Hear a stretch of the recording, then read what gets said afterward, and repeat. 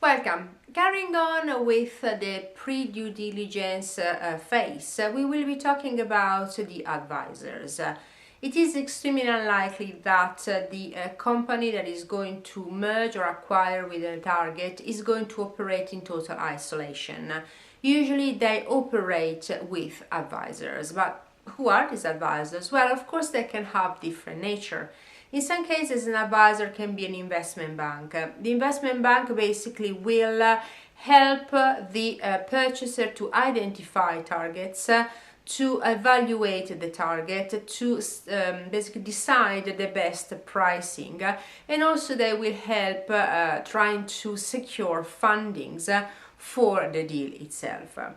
On the other side, we will also have lawyers and solicitors that will provide legal advice in terms of agreements, in terms of non-disclosure, in terms of the legal sides of the deal itself.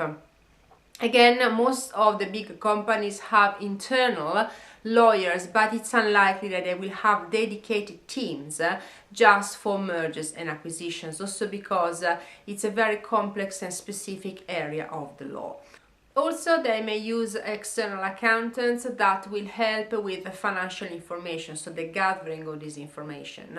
It's not unusual also to use consultants with regards to human resources, and they will help with the due diligence in terms of the employment law side and the human resources side, and also with the integration and restructuring if the project actually goes ahead.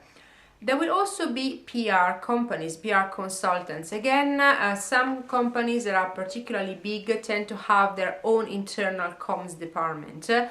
And it's very important because in some cases, mergers and acquisitions, especially if they are hostile, they can produce a lot of bad publicity. So it's a good idea to have basically a PR department, or actually a PR consultant, that is going to advise the company on the best steps and how to sell basically the news internally to the employees, but also externally.